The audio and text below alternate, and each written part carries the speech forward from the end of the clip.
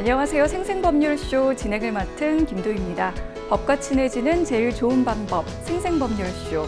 오늘도 크고 작은 법률 문제로 어려움을 겪고 있는 여러분을 위한 법률 상담은 물론이고요. 세상을 들썩이게 하는 이슈들을 법적으로 풀어보는 시사 법률 토크까지 준비되어 있습니다. 법률과 관련해 궁금한 내용이 있으신 분들은 상담 전화 02-557-8295번으로 연락을 주셔도 좋고요. 법률방송 홈페이지에 들어오신 후에 법률상담 게시판에 문의 남겨주시기 바랍니다. 그리고 화면 아래 하단으로 보이는 이메일로도 상담 문의를 받고 있습니다. 각 분야 전문 변호사가 무료로 성심성의껏 상담해 드리니까요. 많은 참여 바랍니다. 지금 이 방송은 유튜브를 통해서도 실시간으로 함께 방송되고 있으니까요. 더불어 많은 시청 부탁드리겠습니다. 유튜브를 통한 소통의 창구도 활짝 열어두겠습니다. 자, 그럼 오늘 도움 말씀 주실 변호사님 소개해드리겠습니다. 법무법인 웨이브의 곽준영 변호사 모셨습니다. 어서 오세요. 안녕하세요. 강남역 변호사 곽준영입니다. 상속과 기업 자문을 전문으로 하고 있으며 오늘 또 시청자분들께 도움을 드리고자 최선을 다하겠습니다.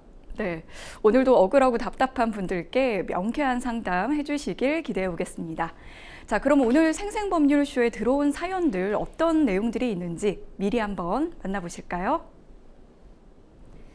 공업산의 낙하 사고 회사 책임인가요?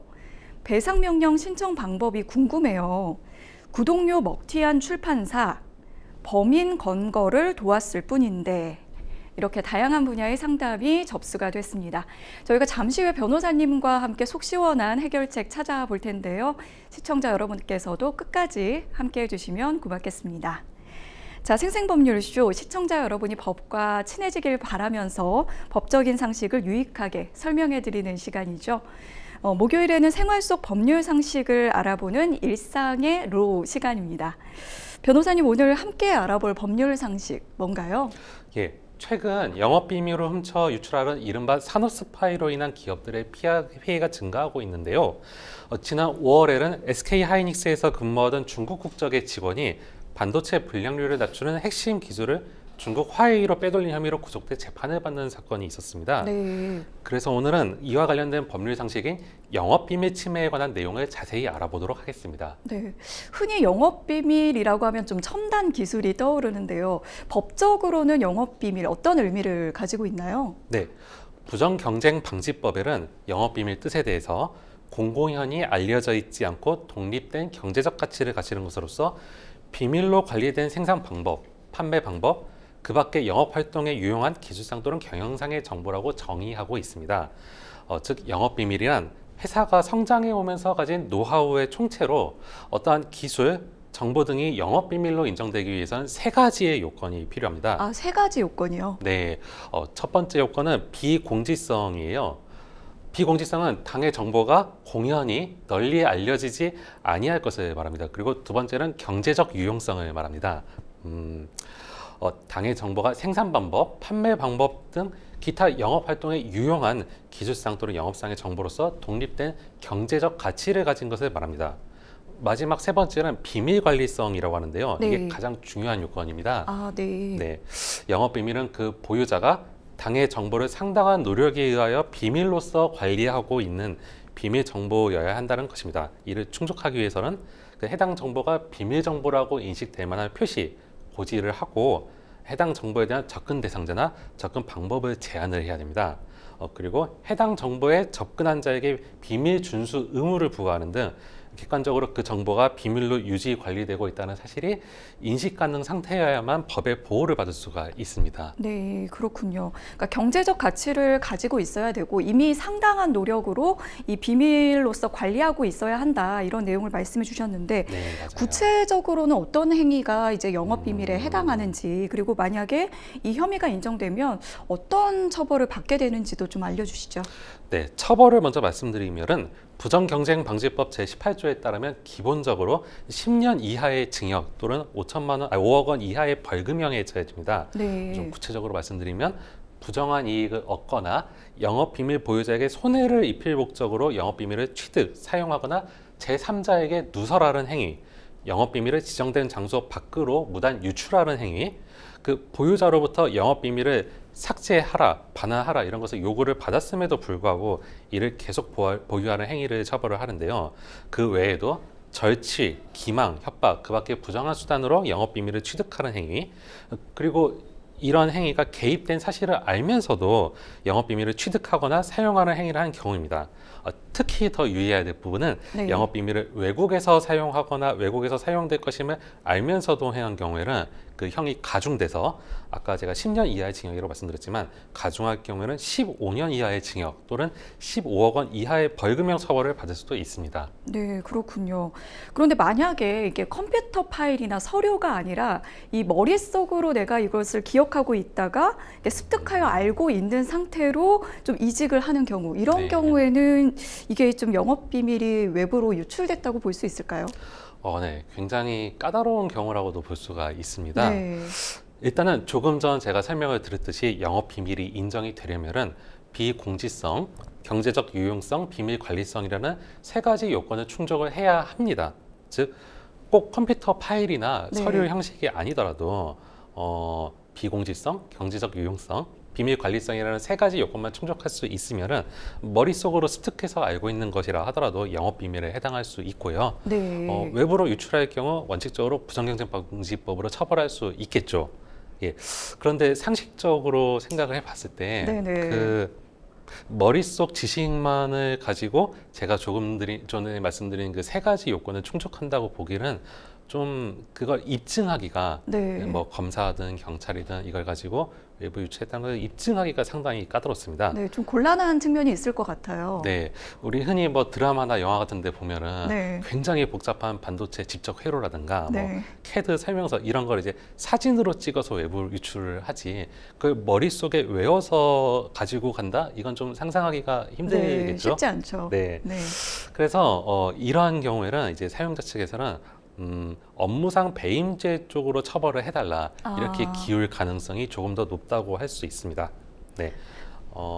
특히 이걸 영업비밀로서 보호받는 것을 완벽하게 입증해서 형사상 처벌 쪽으로 간다기보다는 이 사람이 가지고 있는 머릿속의 자료를 가지고 퇴사 조치에 대해서 어떤 조치를 취한다든가 또 아니면 전직금지 가처분 이 머릿속에 있는 걸 가지고 다른 곳에 가지지 못하게 하는 그런 민사적인 행위로서 다툴 수 있는 경우가 더 많다고 얘기할 수 있을 것 같습니다. 그러니까 일정 기간 뭐 비슷한 분야에 좀 취업을 좀 제한하거나 이런 방식을 좀 취하기도 네. 한다는 거죠. 약간 간접적으로 하는 것이 훨씬 더 유용하다고 생각이 됩니다. 그러면 만약 이제 회사 입장에서 소속 직원이 영업 비밀을 좀 유출한 것 같다. 이게 의심된다면은 가장 먼저 어떤 조치를 좀 취하면 좋을까요? 네. 소속 직원의 영업비밀 유출이 의심되는 경우 회사는 가장 먼저 영업비밀 유출 정황에 대한 사실관계를 확인하고 이를 입증할 수 있는 증거를 확보하는 것이 가장 중요합니다. 역시 이건 역시도 이제 그 증거 확보가 좀 가장 중요하군요. 네, 그렇습니다. 네. 추후에 경찰, 검찰에 신고를 했을 때는 이미 늦거나 또 사실 그 회사에 대해서 제일 잘 아시는 사람들은 경찰, 검찰이 아니라 그 회사분들이거든요. 네. 그래서 그 증거가 없어지거나 아니면 최대한 좋은 증거를 확보할 수 있는 방법을 회사분들이 안다고 할 수 있을 것 같습니다. 대부분의 영업 비밀이 이제 대부분 요새는 뭐 전자 정보, 즉 USB라든가 웹하드, 클라우드 네. 이런 데에 저장되고 유출되기 때문에 이런 증거 확보를 위해서는 디지털 포렌식이 또 굉장히 유용하게 활용되기도 합니다. 그렇군요. 그렇다면 이 소속된 직원이 이제 회사의 이러한 영업 비밀을 가지고 다른 회사로 이직을 하는 경우에는 또 어떻게 대응해야 할까요? 네, 보통은 당사자가 조사에 협조하지 않는 경우가 굉장히 많습니다. 또 디지털 포렌식을 하는 경우에서도 이제 회사의 조사 수단이나 기술 등의 한계가 있기 때문에 명확한 사실관계 확인이 이루어지지 않는 경우가 굉장히 많습니다. 그래서 형사 고소를 해서 일단 압수수색을 통해서 자료를 확보하고 또 그 혐의자, 피의자, 참고인에 대한 조사를 통해서 사실관계를 확인하는 것이 필요합니다. 이 부분은 회사가 사적인 방법으로 하기는 좀 많이 어렵겠죠. 수사기관의 도움을 받아야 되고 이 외에 이제 회사는 민사상 손해배상 청구 같은 것들을 가능하긴 한데 길게는 적어도 1년 이상의 기간이 소요가 됩니다. 그래서 네. 영업비밀 침해 피해자는 소송을 제기해도 확정이 되기까지는 그 피해를 지켜볼 수밖에 없는 문제가 많이 발생합니다. 그래서 영업비밀이 유출됐다면 이런 민사상 본안 소송이 아니라 영업비밀 침해금지 가처분 신청 이런 것들을 통해서 그 가해자가 영업비밀을 활용하지 못하게 묶어두고 소송을 진행하는 것이 네. 굉장히 바람직하고 실무에서도 이런 식으로 많이 하고 있는 상황입니다. 네. 네, 또 그렇군요. 마지막으로 당사자에 대해서는 영업비밀을 가지고 이직하는 회사에서 강제로 퇴사시킬 수도 있도록 전직 금지 가처분을 신청하고 가압류 절차를 통해서 그 채권의 지급을 막는 이런 방법들도 매우 효율적인 수단이 될 수 있습니다. 그러니까 그 일반적으로 소송이 좀 길게 진행되기 때문에 약간 그 가처분이나 가압류처럼 좀 임시적인 처분도 같이 이렇게 투트랙으로 가면 좋다 이런 얘기를 해주신 것 같아요. 네, 맞습니다. 그 올해 1월에 이제 부정경쟁 방지법 개정안이 국회 본회의를 통과하면서 이 기존의 선박망이 처벌이 좀 개선됐다고 들었는데요. 변호사님 새롭게 그 개정된 그 변경된 개정안 내용 좀 짚어주시죠. 네, 부정경쟁 방지 및 영업비밀 보호에 관한 법률 제11조는 고의 또는 과실에 의한 영업비밀 침해 행위로 영업비밀 보유자의 영업상 이익을 침해하여 손해를 입힌 자는 그 손해를 배상할 책임을 진다고 하여 손해배상 책임을 명시하고 있는데요. 특히 이제 부정경쟁방지법에 징벌적 손해배상 제도가 도입이 되었습니다. 그래서 이제 고의로 타인의 기술을 탈취하는 등의 행위를 할 경우 손해액으로 산정된 금액의 최대 3배까지 배상액을 인정할 수 있습니다. 조금 네. 더 진짜 강력하게 처벌하겠다라는 의지가 좀 담겨져 있는 것 같네요. 네.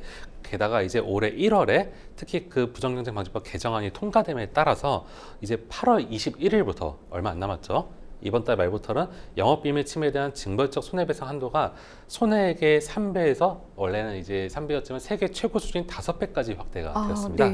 네. 게다가 한 가지 더 3월에 대법원 양형위원회를 통해서 변경된 양형 기준이 있는데요. 그에 따르면 영업비밀의 국외 유출은 최대 6년에서 이제 7년 6개월로 상향이 되었고 또 해외 유출은 최대 9년에서 12년으로 확대되고 이제 집행유예 기준 동안 많이 완화됐기 때문에 초범에게도 실형이 선고되도록 할 수 있게 되었습니다. 네, 그 핵심 기술을 좀 보호하겠다는 좀 의지가 느껴지는데요. 영업비밀 침해 행위에 대한 규제가 갈수록 강화되고 있습니다. 그만큼 이제 회사 정보를 외부로 반출할 때에는 각별히 더 유의하셔야겠습니다. 지금까지 생활 속 법률 상식 전해드리는 일상의 로 함께했습니다. 여러분은 지금 생생법률쇼를 시청하고 계십니다.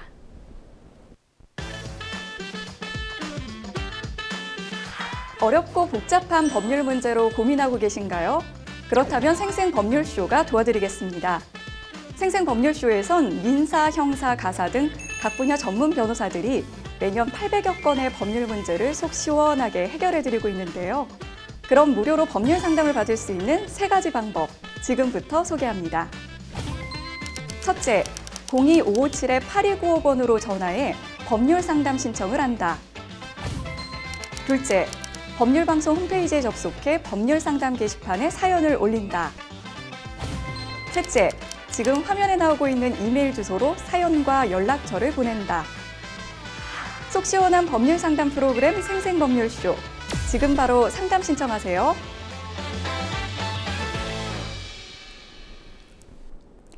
지금부터는 생생법률쇼가 자랑하는 무료 법률 상담 시작해 보겠습니다. 전화 연결이 돼 있는데요. 전화 받아보겠습니다. 안녕하세요.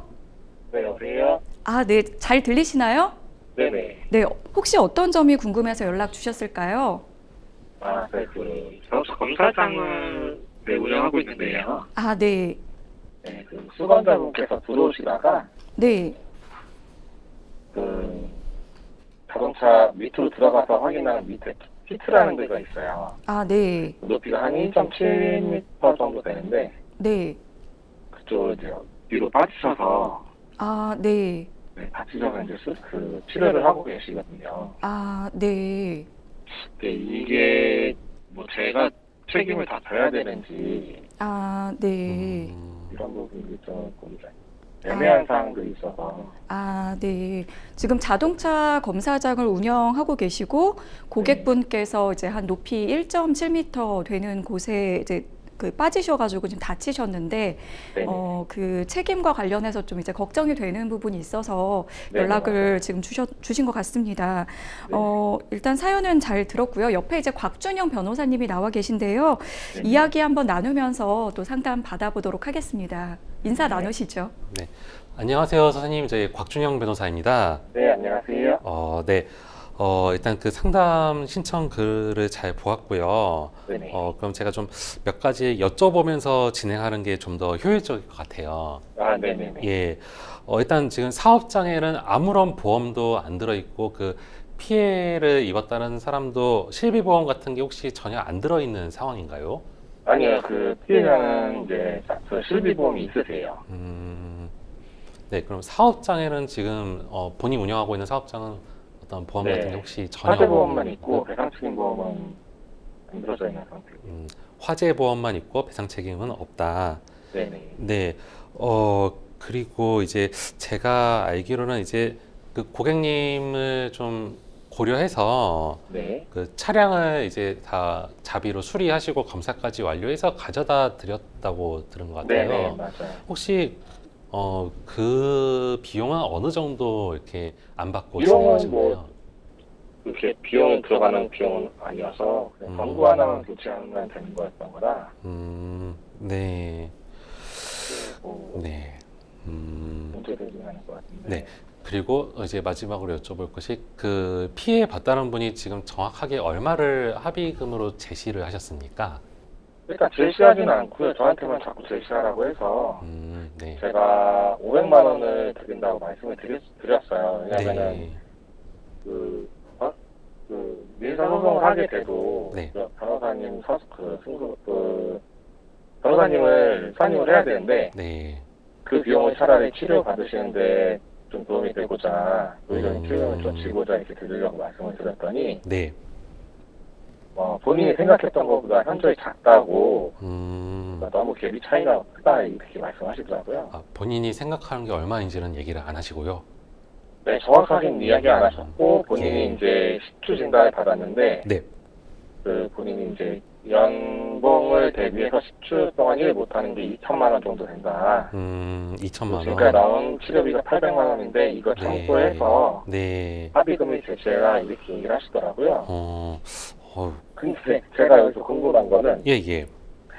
본인이 혼자 뒤로 가다가 뒤로 네. 그러니까 트렁크를 여시다가 뒤로 넘어진 건데 이게 제가 책임을 져줘야 되는 부분인가 싶어서요. 그럼 일단 그 부분에 대해서 먼저 말씀을 드릴게요. 네. 일단 제가 원칙적인 걸 말씀을 드리겠습니다. 네. 원칙적으로 이제 상업시설 운영자는 네. 일반적으로 이제 방문객의 안전을 보장할 의무가 있다라는 게 저희 법이나 판례의 태도이기는 해요. 그러니까 네네. 이게 방문객이 사고를 당하지 않게 할 적절하게 주의하고 관리해야 될 의무가 있다라는 것을 말하는 건데요. 근데 네네. 이건 제가 지금 말씀드린 건 어디까지 원칙적인 거고 모든 상황에서 당연히 가게가 전적으로 책임을 지는 건 아니죠.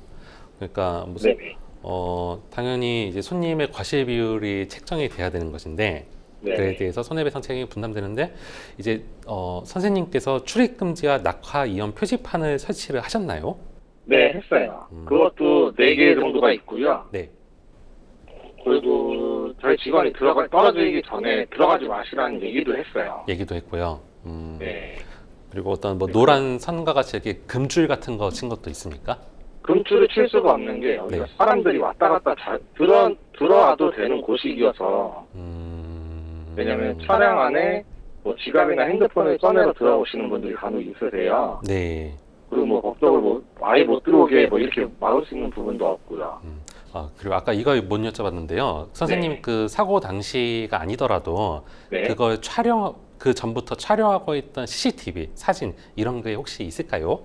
네, CCTV 있어요. 그분이 최초에 처음에 검사 받으러 오셨을 때 네. 본인이 차를 직접 끌고 그쪽으로 빠지는 곳으로 차를 끌고 오셨어요. 네. 그래서 거기가 위험하다는 것을 본인이 인지하고 네. 다 못 들어가고 내리셨거든요. 네, 네.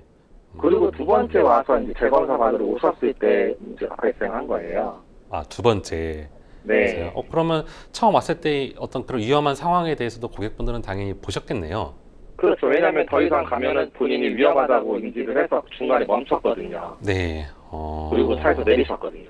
알겠습니다. 그럼 이제 제가 여쭤본 거랑 말씀하신 거 이제 종합적으로 판단을 해보면, 네네. 물론 제가 이제 그 CCTV 장면이나 사진을 본 거 아니니까, 네네. 지금 법원에 판사가 내리는 것만큼 정확한 얘기를 할 수는 없습니다. 근데 네네. 기본적으로 선생님께서 이제 출입금지 낙하 위험 표지판을 설치를 하고 또 2번이나 그런 상황임을 고객이 인지하고 있다면은 합의금으로 이제 500만 원 이상을 그렇게 좀 높게 부르는 거는 좀 과도한 금액이라는 생각이 일단은 들기는 해요. 네네. 결국에는 이제 소송에서 얼마나 과실 비율이 인정될 것이냐인데 네네. 저희가 이제까지 뭐 판례가 얘기하고 있는 좀 구체적인 사실관계들을 보면 뭐 비 오른 날에 네. 뭐 계단에서 미끄러지지 않게 좀 의무를 그런 표지판이나 이런 것들 설치하지 않은 사람들한테도 한 50% 책임 정도까지만 부여하고 있다는 걸 생각을 해본다면은 지금 조금 잘 안 들려가지고. 네. 그러니까 네. 제가 여기서 구체적인 판례 사안을 외워서 말씀드릴 수는 없지만 네네. 선생님과 같이 그런 정도의 시설을 설치한 상황이라고 한다면 네네. 아무리 그래도 과실 비율이 50%를 넘지는 않을 거다라는 생각이 일단 들긴 합니다. 왜냐하면은 네. 그 고객도 자기 몸이 다치지 않도록 자기가 주의해야 될 의무가 당연히 있거든요. 그게 네네. 원칙적인 거고요. 그래서 아무리 생각해도 과실 비율이 뭐 5대 5를 넘을까 그런 생각은 일단 1차적으로 들고 네네. 그렇다면은 결국 선생님의 책임이 절반을 넘지는 않을 것 같다라는 생각인데 그건 좀 CCTV라든가 사진을 네. 봐야 될 것 같습니다. 그리고 만약에 이제 법원에서 네. 과실이 잡혀가지고 그 선생님의 과실이 잡혀서 보상을 하게 된다면은 선생님은 네네. 이제 그 금액만을 지급하시면 돼요.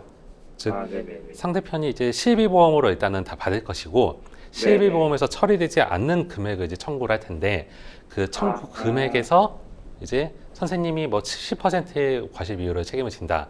아니면 더 네. 낮게 뭐 20%만 책임을 진다. 그렇게 되면 네. 그 부분만을 책정해서 이제 손해를 배상을 하게 되는 구조입니다. 네. 그러면은 그러니까 만약에 병원비가 70%가 그러니까 제가 만약에 70%가 나왔어요, 과실이. 만약에요. 네, 만약에 그렇게 된다면 네. 그분이 병원비가 만약에 1,000만 원이 나와서 실비도 900만 원까지 받고 100만 원을 자기 부담금을 냈다고 한다면 저는 그 100만 원에 대한 70%만 지급하면 되는 건가요? 아니요, 그거하고는 조금 개념이 다를 수 있습니다. 이제 보다 정확한 건 그 사람이 실비보험에서 어떤 식으로 배상을 받았는지를 봐야 되기 때문에 지금 네네. 전화상으로 말씀드리는 건 좀 적절하진 않고요. 사실은 이제 실비보험에 들어가는 보험료에 대해서도 어떻게 보면은 자기가 위자료 측면에서 뭐 요청을 할 수도 있기 때문에 기본적으로는 피해자가 어떤 항목을 요청하는지 일단 먼저 저희가 봐야 돼요. 예. 네. 좀 시간이 필요하겠네요. 네, 그렇습니다. 그래서 보통 이런 경우에는 가능한 이제 법원 가기 전에 합의만으로 끝내거나 법원을 가셔도 대부분은 조정으로 끝나는 경우가 대다수라고 할 수 있습니다. 근데 저는 진짜 좀 억울해가지고. 네. 근데 뒤로 가서 본인이 뒤로 넘어진 것도 보상을 해줘야 되는데. 그렇기 때문에 과실 비율이 굉장히 적게 잡힐 거라고 저는 기대를 하고 있습니다. 특히나 그런 CCTV 같은 증거가 있다고 하면은 훨씬 더 법원에서 굉장히 감안을 해줄 거예요. 알겠습니다. 네. 추가적으로도 궁금하신 거는 없나요? 아니 일단은 그쪽에서 소송을 들어와야지만 뭐가 좀 더 구체적인 것 같아서. 네. 만약에 언제 소송이 들어올지 너무 스트레스를 받고 걱정되고 잠을 못 주무시겠다 이러면 우리 쪽에서 먼저 그런 채무가 없다는 채무 부존재 확인 소송이라는 걸 먼저 걸 수도 있는데요. 굉장히 또 까다로울 수 있고 어려울 수 있기 때문에 또 법적인 전문가 상담을 받아보셔야 될 것 같습니다. 그게 제가 먼저 할 수도 있나요? 그런데 이제 한번 상담을 더 깊게 받아보셔야만 진행할 수 있습니다. 네네네. 그쪽으로 한번 알아볼게요. 네, 알겠습니다. 그래도 이제 걱정만 하시기보다는 이렇게 전화 주셔서 어떻게 대비를 해야 할지를 생각해 보신 점이 되게 잘하신 것 같거든요. 네, 전화 주셔서 감사하고요. 오늘 상담은 그러면 여기까지 진행하도록 하겠습니다. 네, 전화 주셔서 고맙습니다. 감사합니다. 네. 변호사님 일단 다양한 방법들 좀 제시를 해주셨는데 어떤 점을 이제 상담자님이 가장 기억하면 좀 좋을 것 같나요? 사실 예방을 하는 게 제일 좋다 보니까 아까 화재보험 외에 다른 보험은 들으신 게 없다고 했는데 상담자분께서도 적당한 정도의 실비보험 정도는 들어오는 게 좋지 않을까라는 생각이 첫 번째로 들긴 하고요. 네네, 예방이 가장 우선이다라고. 그렇습니다. 그리고 어쨌든 출입금지와 낙하 위험 표지판 같은 거 설치하셨다고 하는데 제가 그 두 눈으로 직접 본 건 아니다 보니까 그보다 더 꼼꼼하게 완벽하게 잘 설치하시는 게 더 중요하지 않을까 이런 생각이 듭니다. 아까 그 실비보험 관련해서 이제 여쭤보실 때 잠깐 언급을 해주셨는데 일반적으로 이 치료비만 좀 생각하는 경우도 있지만 그 안에 뭐 일실 수익이라든지 그리고 위자료라든지 이런 부분도 좀 검토를 해야 된다, 들여다봐야 된다 이런 얘기도 해주셨어요. 네, 맞습니다. 보통 손해배상을 구할 때는 세 가지 측면에서 손해배상을 구하는데요. 좀 깊게 들어갈 수 있는 얘기지만 적극적 손해, 소극적 손해, 위자료 이렇게 세 가지를 얘기를 합니다. 네. 적극적 손해는 문자 그대로 내가 이 손해, 즉 다쳐가지고 이 치료비를 내는 일종의 치료에 대한 손해들, 네. 예, 이거 원상 회복하기 위한 손해들이요. 그리고 네. 소극적 손해라 하면 이 치료를 받는 동안 내가 일을 못해서 네네. 반사적으로 받는 피해 이런 것들을 네, 의미하고. 그래서 이분 같은 네. 경우에는 이제 본인 연봉이 얼마니까 그동안에 네. 일을 못했던 부분에 대해서도 돈을 받아야 된다. 이 부분이 이제 약간 그 소극적 손해로 볼 수 맞습니다. 있는 거군요. 정확합니다. 네. 네. 그래서 이제 그분이 어떤 부분을 선택적으로 청구를 할지를 봐야 저희도 대응책이 좀 세워지지 않을까 싶습니다. 네. 그거는 이제 청구를 할 수도 있고 안 할 수도 있어서 이제 그걸 더 들여다봐야 한다고 말씀을 주신 네, 거죠? 그렇습니다. 보통 일반적인 경우에는 청구를 하는데 네. 혹시라도 위자료만을 청구할 수도 있고 뭐 여러 가지 사정이 있을 수 있어서 아직 그게 오기 전에 저희가 선제적으로 얘기하는 건 조금 어려운 부분이 있습니다. 그리고 이제 마지막으로 이제 저희가 이제 먼저 할 수 있는 방법이 뭐가 있을까 이런 얘기도 잠깐 나왔는데 네. 채무가 없다 아니면 채무가 이 정도만 있다 이렇게 해서 채무 부존재 확인 소송 같은 것을 제기할 수도 있지만 네. 그 부분은 좀 까다로울 수 있는 것처럼 또 말씀을 해주셨어요. 네, 맞습니다. 네. 정말 밤잠을 설칠 정도로 스트레스를 받고 있다. 그러면은 네. 내가 비용을 들여서 먼저 확인을 받는, 즉 나한테 잘못이 없다라는 거를 법원으로부터 공식적으로 인정받는 소송에 가깝다고 할 수 있는데요. 네. 근데 이거는 일반적으로 이행되는 소송이나 돈을 내라라는 소송과는 좀 성격이 다르기 때문에 조금 더 까다로운 측면이 있습니다. 그래서 이건 꼭 법률 전문가 상담을 받아보시고 진행하는 것이 필요합니다. 그럼 지금 상담자님께서는 일단은 이제 그 상대방이 어떤 식으로 대응을 할지를 기다려 보는 게 가장 좋은 방법일까요? 아무래도 그래도 이제 내 사업장에서 사고가 난 사람이고 하니까 네. 본인이 좀 더 적극적으로 병원에도 찾아가고 이렇게 합의했으면 좋겠다라고 이렇게 내용 증명을 보내든 전화를 하든 하는 측면이 조금 더 사람과 사람과의 사이를 풀어나가는 데 편하지 않을까 생각이 듭니다. 네, 저희가 법률 전문가여도 사실 모든 걸 다 법적으로 해결하기보다는 또 고객이기도 하니까 그런 부분에 있어서 노력을 하시는 부분도 하나의 좀 방법이 될 수 있겠다 이런 조언을 주신 것 같습니다. 자, 저희 오늘 드린 법률 조언을 바탕으로 현명하게 대처를 하셨으면 좋겠고요. 여러분은 지금 생생법률쇼와 함께하고 계십니다.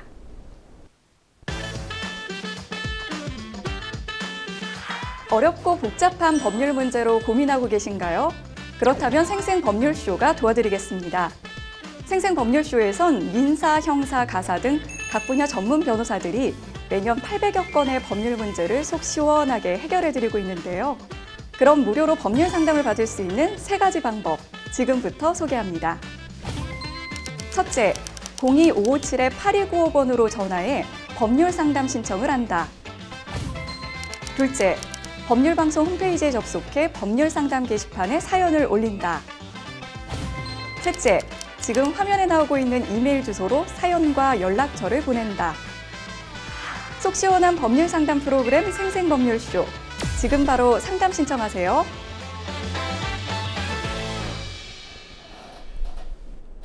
자, 이번에는 법률방송 이메일을 통해 들어온 여러분의 고민을 해결해 드리도록 하겠습니다.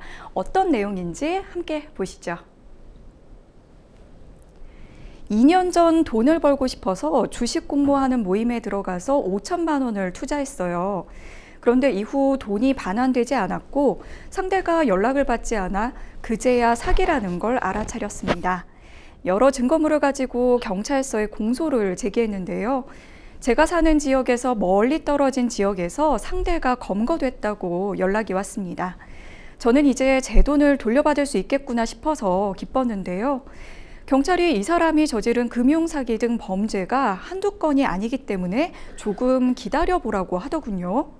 근데 기다려도 일이 진행되지 않아서 결국 직접 나서려고 하는데요. 저와 비슷한 수법으로 사기를 당했다고 한 사람들을 3명 정도 알게 됐고 더 많은 사람들을 모으려고 계속해서 찾고 있습니다. 다들 큰 돈을 잃었기 때문에 돈을 회수하는 게 중요한 상황입니다. 그러다 보니 배상명령 신청을 준비하고 있는데요. 어떻게 하면 배상명령 신청을 잘할 수 있는지 조언해 주셨으면 합니다. 또 배상이 어떤 방식으로 진행되는지도 알려주시길 부탁드립니다.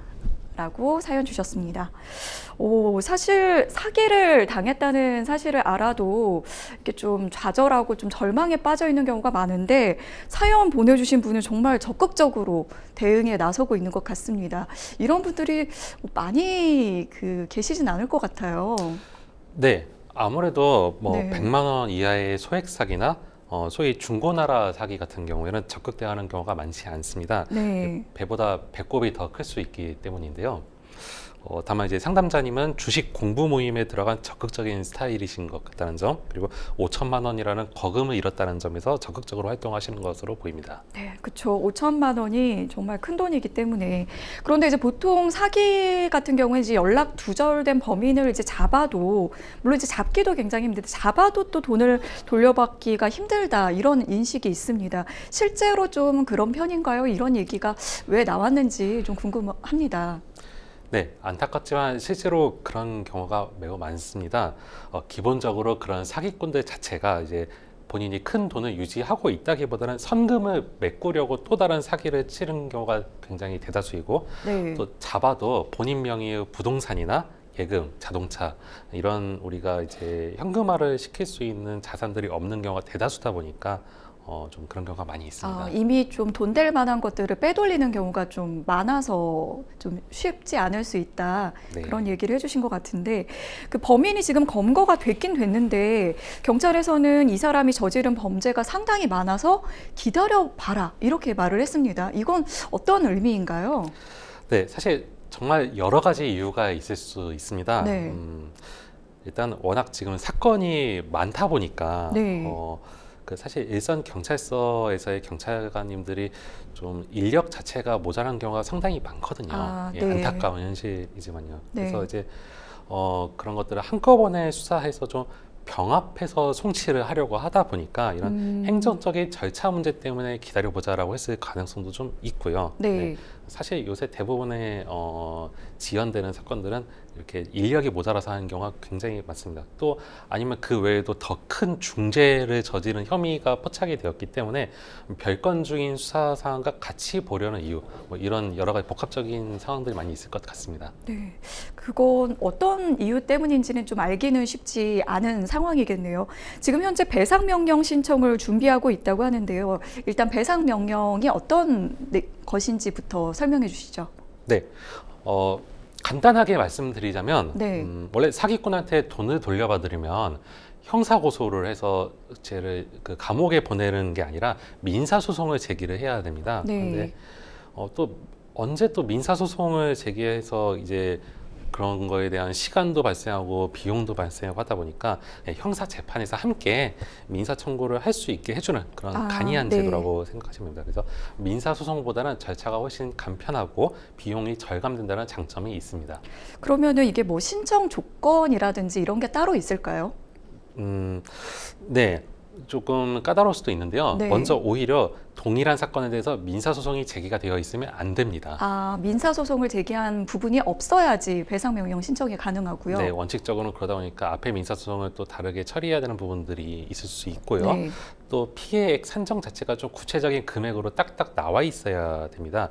원래 민사를 제기해서 금액을 산정했어야 될 것을 이제 형사에서 하는 거다 보니까 어느 네. 정도 좀 구체화가 돼 있어야만 진행되는 경우가 있고, 또 형사 재판이 종료가 되기 전에 신청하고 이 배상명령 제도 심판이 이제 재판이 이루어져야만 합니다.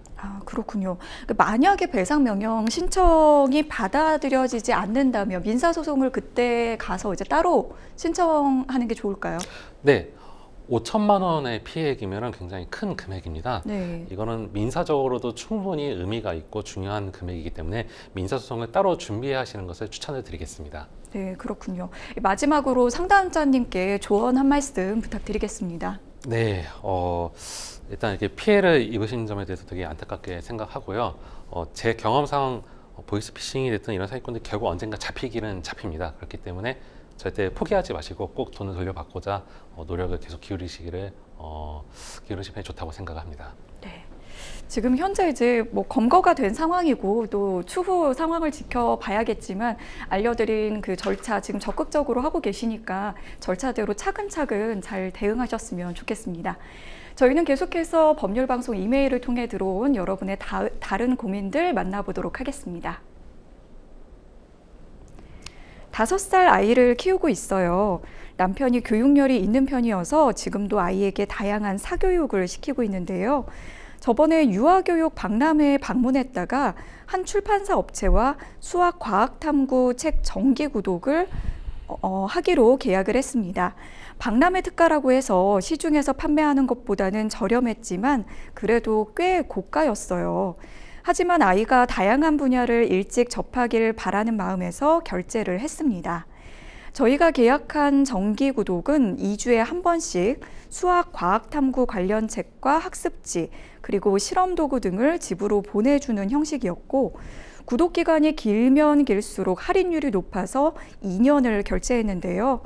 결제 후 처음 석 달은 책과 학습지가 잘 도착했는데 갈수록 조금씩 배송이 미뤄지는 겁니다. 책 배송이 미뤄지면서 아이의 학습 계획에도 자꾸 차질이 빚어지더라고요. 그래서 출판사 측에 연락을 했더니 전화가 되지 않았습니다. 덜컥하는 마음에 수소문해봤는데 맘카페를 통해서 저와 같은 피해를 입은 분들을 만나게 됐어요. 알고 보니 출판사가 경영 악화로 폐업 수순을 밟고 있는 상황이더라고요.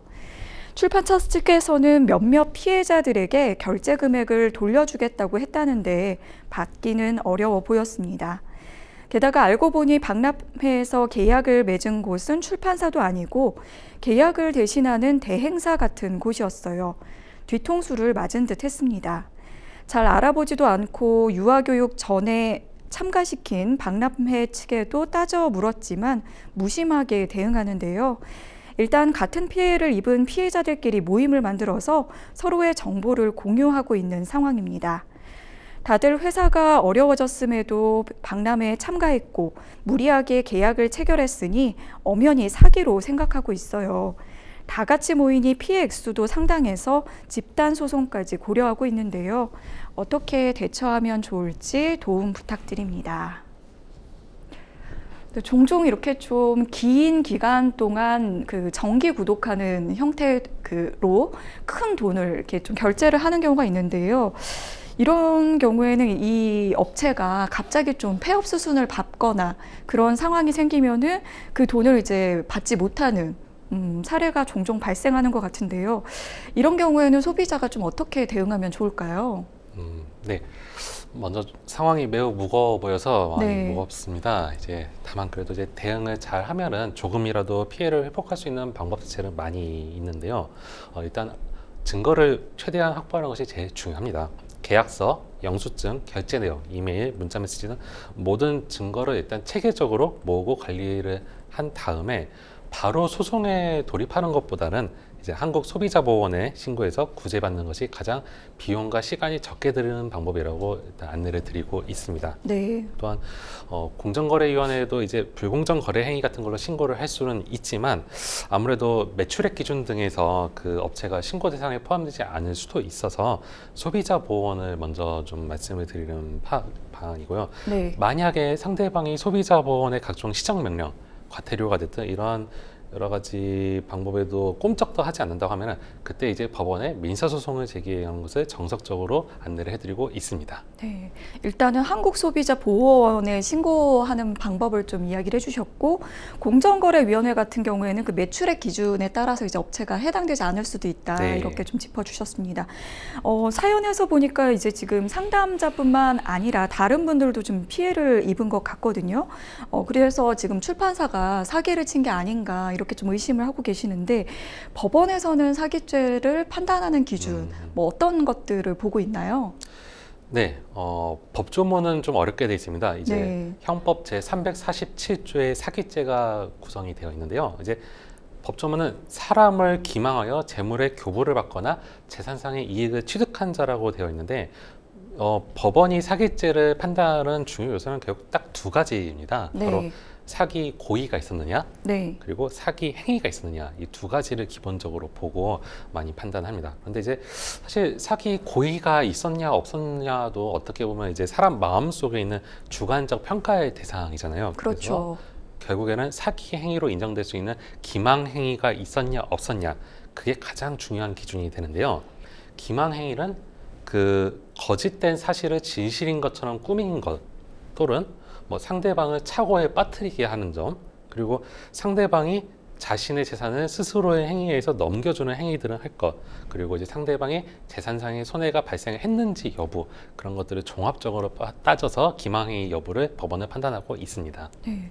그렇다면은 이 사기죄의 고의를 판단하는 그 시점도 굉장히 좀 중요할 것 같거든요. 그러면은 이 유아교육 박람회에 참가할 당시라든지 아니면 이제 뭐 그 이후에 계약을 체결한 이후에 좀 뭐 업체가 어려워졌다, 뭐 이런 식으로 좀 업체 측에서는 좀 주장을 할 수도 있을 것 같은데, 그러면은 그 부분에 따라서는 좀 사기죄일 수도 있고 아닐 수도 있을 것 같아서 좀 걱정이 되거든요. 네, 네.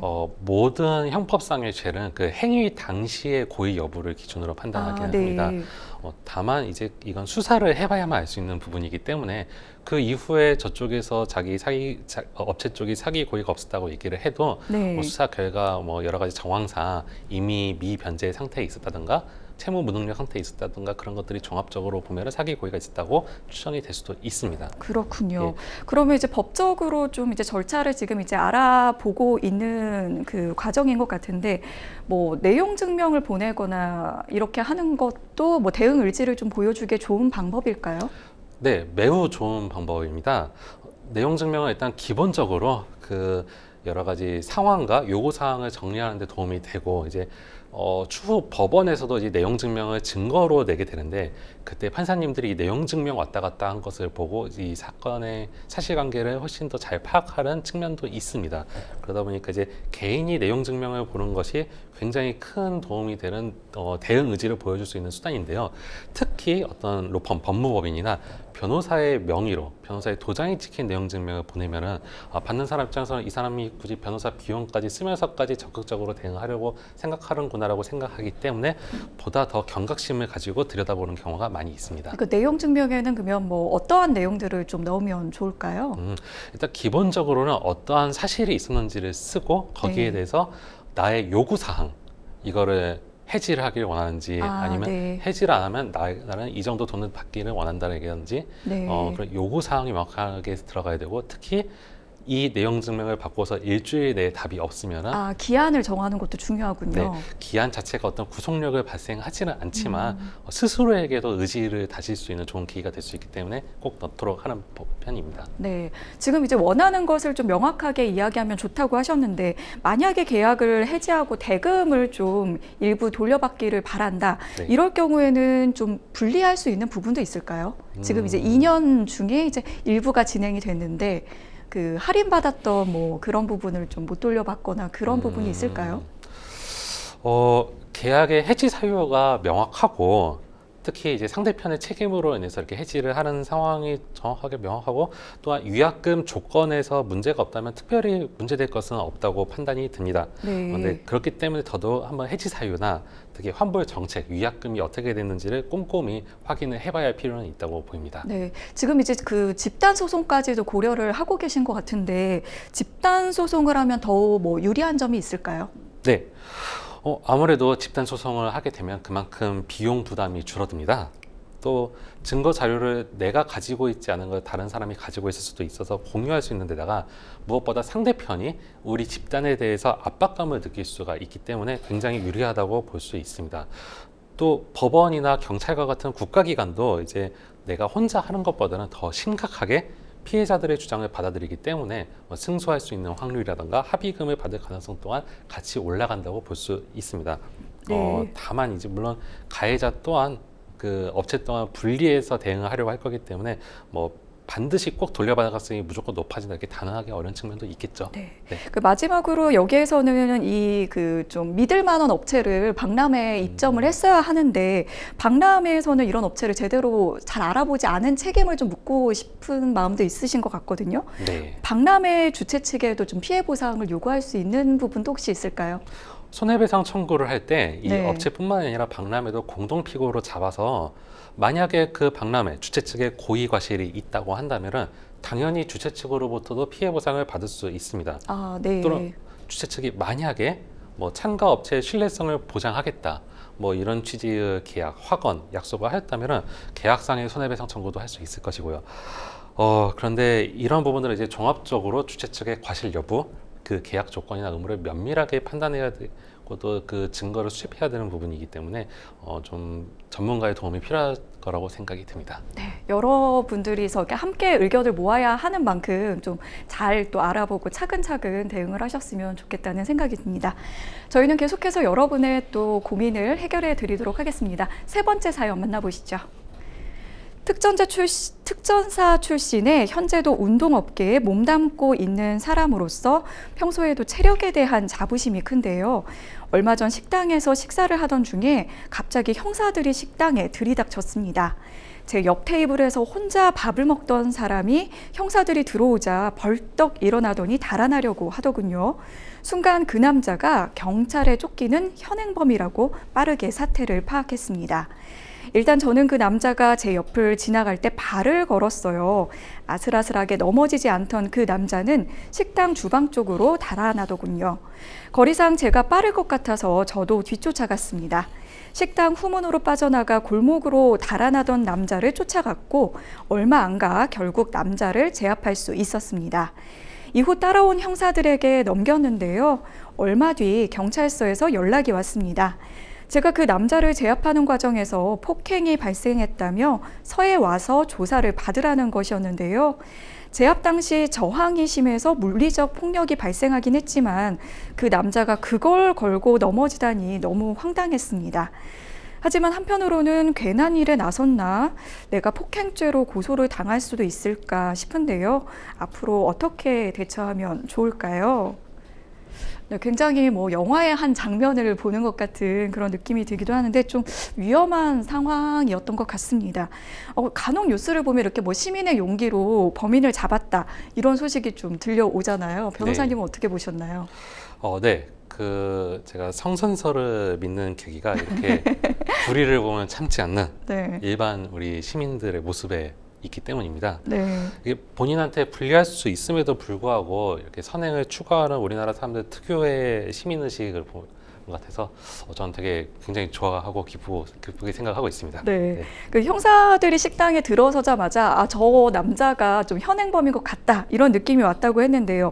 그 현행범이라는 건 정확하게 어떤 뜻인지 설명해 주시죠. 네, 현행범은 우리나라 형사소송법 제212조 및 제213조가 규정을 하고 있는데요. 네. 조문을 뭐 옮기진 않고 쉽게 말씀을 드리자면 그냥 범죄를 저지르고 있는 사람 또는 범죄 직후에 체포된 사람을 의미를 합니다. 예를 들어서 누군가 다른 사람의 물건을 훔치고 있는 것을 목격했을 때요, 그 사람 그리고 그 사람이 도주하는 경우 또 도주하는 것을 봤을 때 범죄 직후에 그 범행 도구를 소지하고 있는 사람 이런 사람들은 현행범으로 판단하고 있습니다. 네. 네, 이 상담자님께서는 지금 범인 검거에 도움을 줬는데 오히려 지금 상담자님을 폭행죄나 지금 상해죄로 지금 신고한 게 아닌가 지금 걱정을 하고 있거든요. 이걸 뭐 정당방위라고 좀 뭐 할 수 있을지 어떻게 대처를 하면 좋을지 조언 좀 부탁드리겠습니다. 네, 정당방위는 생각하는 것보다는 조금 어렵게 규정이 되어 있습니다. 형법 제21조에 현재 발생하고 있는 부당한 침해를 방어하기 위하여 상당한 이유로 그것을 막은 경우에 정당방위로 인정을 하는데요. 이 지금 말씀드린 것들을 풀어서 얘기를 하자면 현재성, 그리고 부당한 침해 이런 요건들이 다 충족이 되어야만 하고 우리 법원은 이걸 조금 까다롭게 이해를 하고 있습니다. 왜냐하면 정당방위의 범위를 너무 또 넓혀주면은 어떤 행위를 하더라도 다 정당방위로 빠져나올 수 있기 때문에 네. 그 현재성, 부당한 침해 이런 것들을 좀 더 세밀하게 보고 있는데요. 주로 이제 침해의 정도와 방위 행위의 정도가 균형을 이루어져야 된다. 네. 이렇게 말씀을 드리고 그 얘기는 즉슨 침해를 저지하기 위해서 필요 최소한 정도의 힘이 사용된 경우를 정당방위라고 표현을 하고 있습니다. 네. 네, 생생법률쇼가 지금 이제 거의 시간 관계상 어느덧 마칠 시간이 다 됐는데요.